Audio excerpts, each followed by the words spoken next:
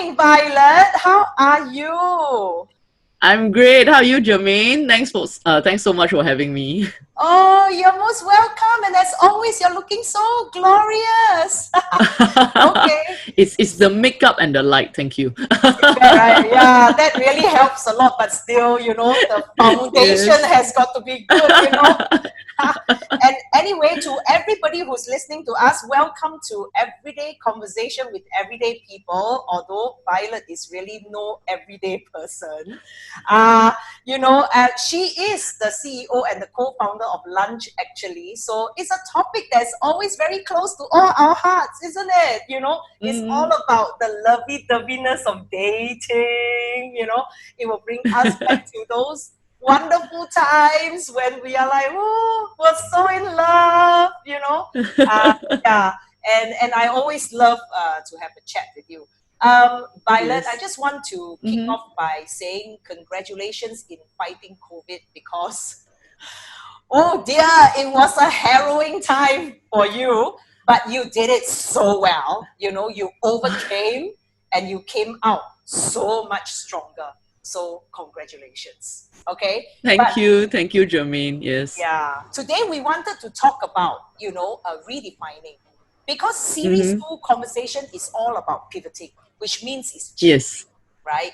Yes. So we understand that your business is a face-to-face business. So we That's right. know that when COVID came along, it's like, what face-to-face? What dating? you know? Yes. So Yes. yeah, you want to tell us how, you were hit by the situation? Yes, definitely. So it was very scary. First and foremost, like when a country started going onto lockdown, and Mm. then we were thinking to ourselves, like, okay, at least Singapore is not going into lockdown because Singapore is obviously like one of our biggest, if not our biggest, revenue contributor. Yeah. So I remember the time when I was actually still in, I was in, let me see, the recovery facility, because Yeah. I had COVID, and then, like at first I was in NCID, and subsequently they put me into the recovery facility. And then I remember it was a Friday, and like just watching the news, and then tuning in, and they say, okay, like we are going into circuit breaker. And I was like, oh my goodness. It's like I remember at that point I was kind of like thinking, okay, what is going to happen now? Because at that Yeah. point a lot of our business had been coming from Singapore, and now even Singapore is going into lockdown.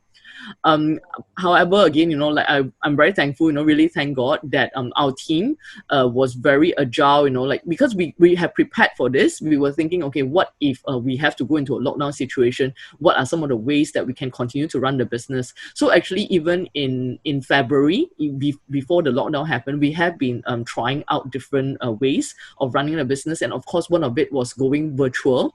So we tested it out for about a week to see how it go. And when it finally happened in April, we put that into action straight away. It was quite Nice. challenging at first because Right. it's a totally different way of doing business. Like in the past, like we'll meet up with our clients face to face at the office, and now Correct. we are doing it over a Zoom call or over WhatsApp video.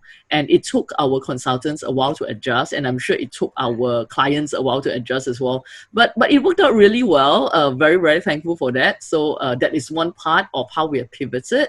The other part, of course, is making sure that our clients, or you have mentioned just now, our singers get to go on their dates because that is the reason why they have joined us, right?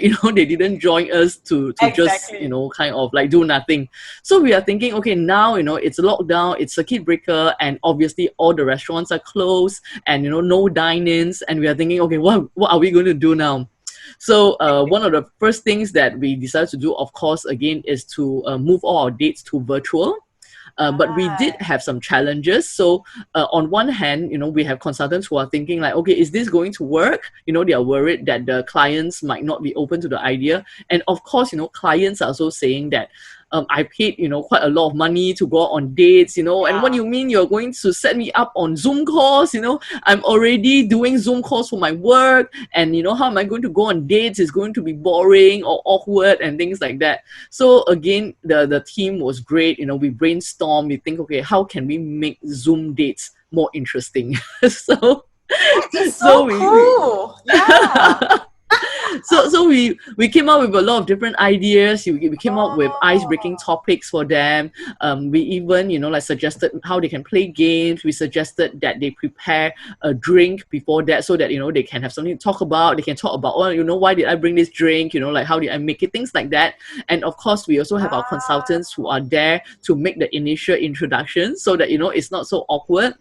So it took a while, at first, like, clients were quite hesitant. They are like, oh, really? Do I want to do that? But the truth is, a week or two into circuit breaker, or like I would call, once the cabin fever kind of sets in, then they were definitely a lot more open to trying it out. So in fact, we have arranged more than 500 virtual dates. wow, that So is excellent. yeah, I was very shocked as well when the numbers came in. I thought, like, yeah, we managed to send some people out. I thought it was going to be in the low hundreds. So when I heard that, wow, we have sent out more than 500 virtual dates, that's amazing. So, like, that was the second thing that we did to pivot the business. The third thing that we did was very, I would say, really not intentional, and we were very shocked and again very blessed to see how well it has turned out. So during the whole lockdown situation, we were thinking, how can we continue to connect with our singers, be it they are our members or even members of the public. And we came out with this idea of running webinars.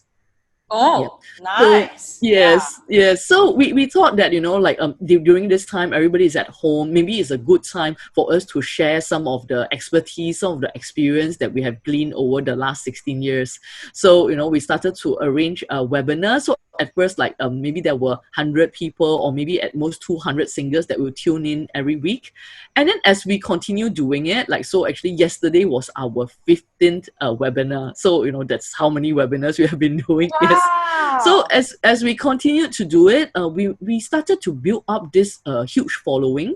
So now our Oh, webinars, it will be at least like 500 people, and like the biggest one that we have had so nice. far, we have 750 singers tuning in at the same time.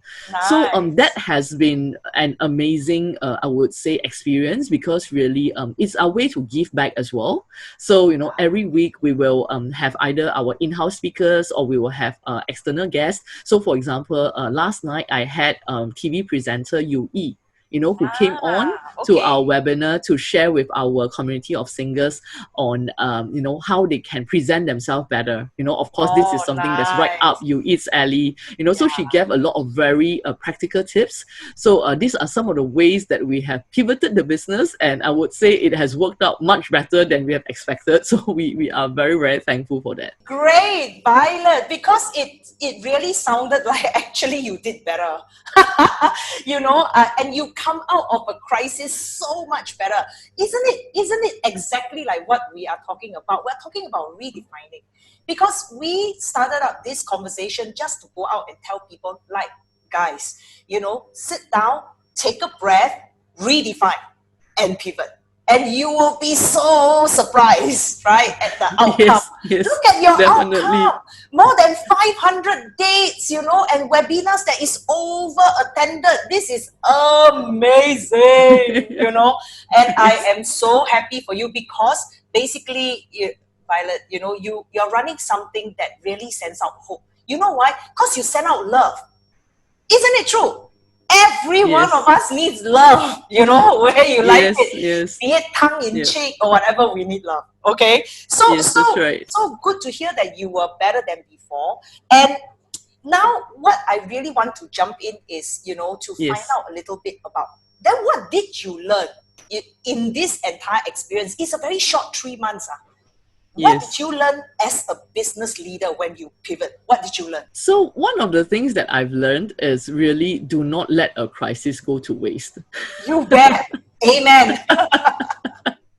Yeah, so what I've learned, like, be it as a business leader or even from a personal perspective, is that there are a lot of things that are not within our control. So obviously COVID-19 is like what a lot of people call a black swan event. Like, nobody saw it coming. And if That's I right. were to tell you, like, 12 months ago, Germaine, you're going to be stuck at home, you can't travel, and then you probably look at me and say, you siao, you're not going to believe that, right? It's something Exactly. that, nobody expected. So I think when it happened, like, obviously, a lot of us, we start to get dismayed, or some of us, maybe get a bit down, wondering, what's going to happen next. And I think in my case, like, I was probably like thinking, what else can happen, right? Like now business is already hit, and now I have COVID. Oh my goodness, right? So Yes, I so understand.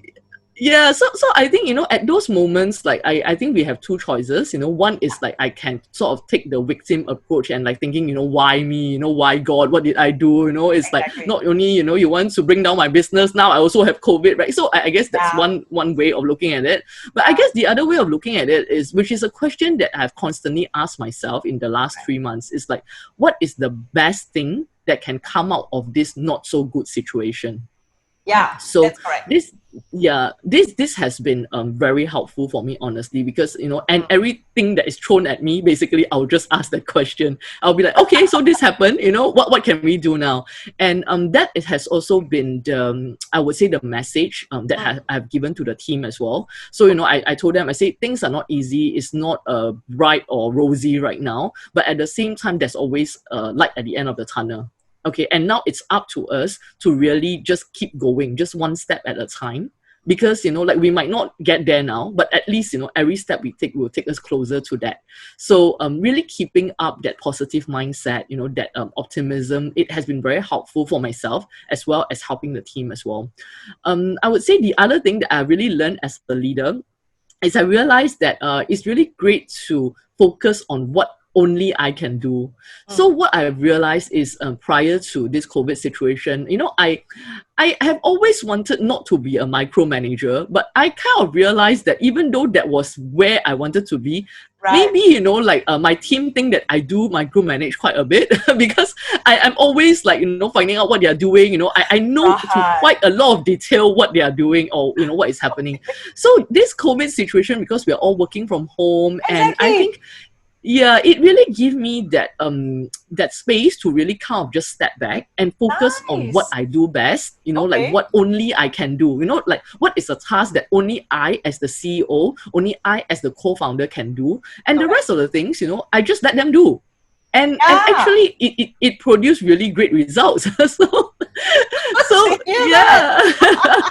So a lot of the things, of course we still have our regular meetings where, like we have a broad direction, of the strategy where we are going for this month, or like, like some of the directions we are going to push for this week. But I more or less, like leave it to my leaders, leave it to my managers for them to execute it. And a week later they tell me what they have done. And a lot of these great ideas that I've shared with you just now on, like how to make sure our clients are open to going out on dates, like how to keep fine-tuning our consultation process, all of this is on the ground. And, my leaders and my managers are the ones who did it. So this was actually a huge eye-opener for me. So, Good. so even after the COVID situation, I want to continue to do that, where, like I want to get out of the way, just focus on what only I can do, and the rest of it, like really empower my team for them to bring it to the next level. Oh, I'm so happy to hear that. Violet, originally I thought that, okay, this conversation is going to go out to tell people, look, you can change, you can pivot, and you will do even better than you did before. My goodness, the nuggets coming across, even those people who are in business, please listen to this, okay? Violet's entire team is intact, Yes. even though this COVID is such a killer, to businesses, but we're very, very happy that you overcame, and not just overcame, Yes. you did so much better, Violet. And I'm happy that people are happy dating online. Yes. What a new Yes. normal. Okay. And on that note, Violet, I really have to thank you. Lots of nuggets for us to glean from, and to those people who are listening to us now, if you're single and you would like to date, please either write to Violet of Lunch. Actually, cannot find her, come to us. www.elpishideout.com, and we will connect you. Okay. And if you would like to join their webinars, let us know, and we will also connect you. And on that note, Violet, oh my goodness, have such a blessed day. You are a rock star, and I'm sure Thank you, Germaine. everybody loves this conversation. So yes, Thank you, till Germaine. next Once time. again, thanks for having me, and all the best. Take care, and look forward to connect with you in person soon. You bet. Thank you so much. Bye bye. Thank you. Bye bye.